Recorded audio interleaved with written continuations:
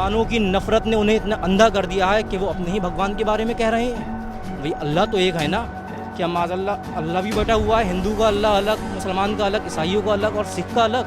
अल्लाह तो एक है ना, इसका मतलब वो एक खुदा को कह रहा है, उसके बारे में कह रहा है जिसने उसको बनाया है, हमें बनाया, ये दुनिया बनाई, आसमान बनाया, अर्श बनाया, ज़मीन बनाई। हुकूमत ने दिल्ली पुलिस प्रशासन हो या वहाँ की इंतज़ामिया हो, मौलाना की प्रोग्राम की परमिशन कैंसिल करके और मौलाना पर ये पाबंदी लगा के इंतहाई काबिल मज़म्मत इक़दाम किया है और ये जमहूरियत का इक़दाम नहीं है।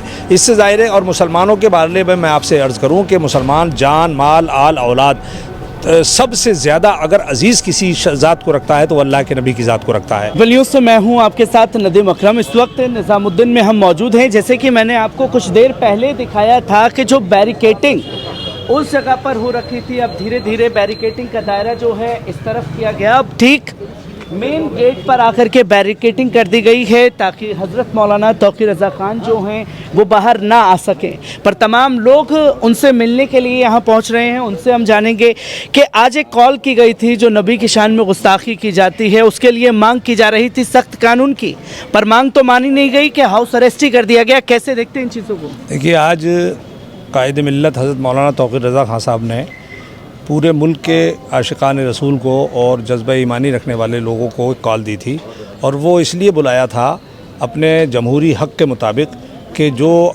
गुज़श्ता दिनों में नबी अकरम सल्लल्लाहु अलैहि वसल्लम की शान में जो बकवास और जो बेहुदा बातें की जा रही हैं, जो गुस्ताखियाँ जो चाहता है कर लेता है, तो उसके ख़िलाफ़ हुकूमत हिंद से मुतालबात करना।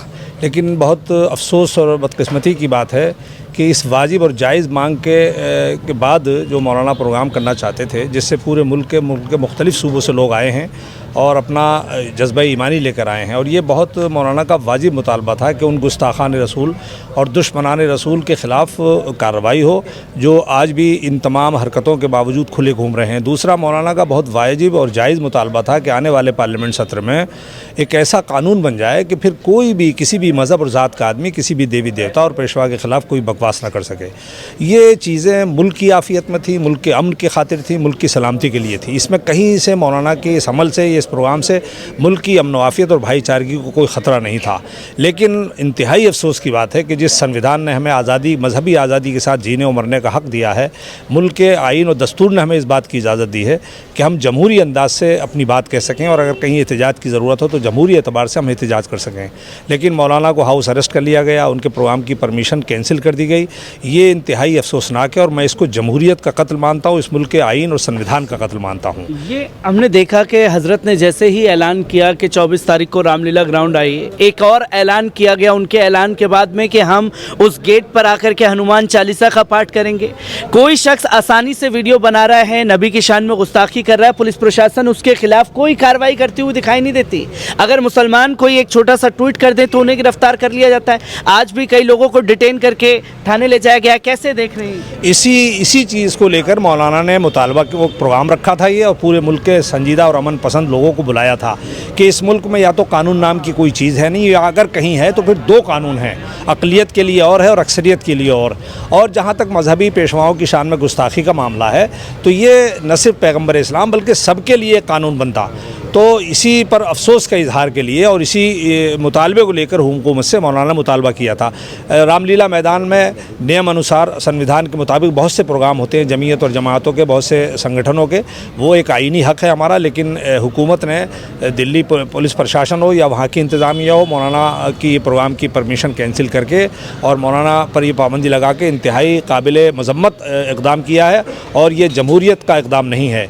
इससे ज़ाहिर है और मुसलमानों के बारे में मैं आपसे अर्ज़ करूं कि मुसलमान जान माल आल औलाद सबसे ज़्यादा अगर अजीज़ किसी ज़ात को रखता है तो अल्लाह के नबी की ज़ात को रखता है। आज़ादी के बाद से बहुत से नुकसानात हमने बर्दाश्त किए, हम सब बर्दाश्त कर रहे हैं, लेकिन अब सब्र का पैमाना लबरेज़ हो गया।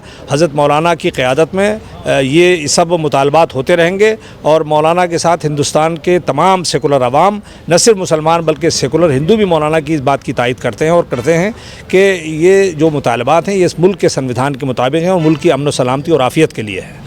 कैसे देखते हैं जो हज़रत मौलाना तौक़ी रज़ा ख़ान साहब को आज अरेस्ट किया गया? इससे पहले भी कई ऐलान उन्होंने किए, हर बार यही रवैया अपनाया जा रहा है। जी, ये हमारी आवाज़ को दबाने की कोशिश की जाती है।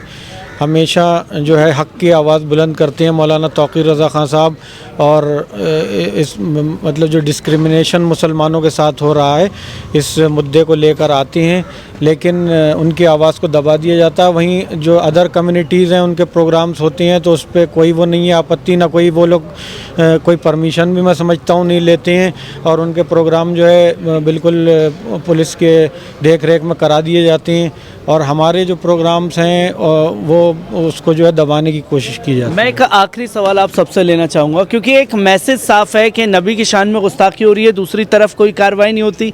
हमारे उलेमा सड़कों पर निकलें तो उन्हें हाउस अरेस्ट किया जा रहा है, कोई अगर कुछ कह दे तो गिरफ्तारी कर ली जाती है। क्या साफ तौर पर मैसेज है मुसलमानों को डराने की, और क्या इन चीज़ों से मुसलमान डरने वाला है? 100%। न सिर्फ आज़ादी की बात बल्कि मुसलमानों के सामने तो तारीख़ इस बात की गवाह है 1400 साल से मुख्तलिफ़ मार्के और मुख्तलिफ़ मरहले आए हैं, लेकिन मुसलमान न कभी डरा है और न डरेगा। मुसलमान सिर्फ अल्लाह की ज़ात से डरता है। ये हालात आते और जाते रहते हैं, लेकिन मुसलमान अपने मज़हब के और ख़ास तौर पर पैगम्बर इस्लाम की ज़ात से अटूट ताल्लुक़ और इश्क़ रखता है। इसलिए किसी किस्म का न डर न खौफ मुसलमानों के दिल में है और हुकूमत को आज नहीं तो कल ये कानून बनाना पड़ेगा और इस तरह के गुस्ताखान पर, इस तरह के मलून और शयातीन के ख़िलाफ़ कार्रवाई भी करना पड़ेगी और कानून भी बनाना पड़ेगा। आपके उलमाओं को हाउस अरेस्ट किया जा रहा है, क्या मुसलमान इन चीज़ों से डरने वाले हैं? मुसलमान ना कभी डरा था ना डरेगा। आज नहीं तो कल इंशाल्लाह मौलाना तौक़ीर रज़ा साहब ने ये ऐलान किया है कि 15 दिन बाद अगर हम ये कानून नहीं लागू होता है तो 15 दिन के बाद फिर हम परमिशन लेंगे और फिर ये प्रोटेस्ट करेंगे, क्योंकि प्रोटेस्ट करने का हक़ सबको है, हिंदू भाइयों को भी है, मुस्लिम को भी है। हमें क्यों टारगेट किया जाता है? उनकी बिना परमिशन हर मज़हब के उनके प्रोग्राम होते हैं, कोई उनको मना नहीं करता है।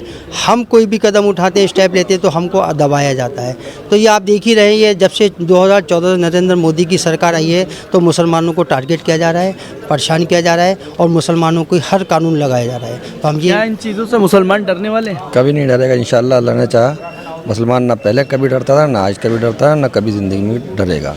आपके उलेमाओं को हाउस अरेस्ट किया जा रहा है, सड़कों पर आपको एहतजाज करने का हक़ छीना जा रहा है, क्या मुसलमान इनसे डरेंगे?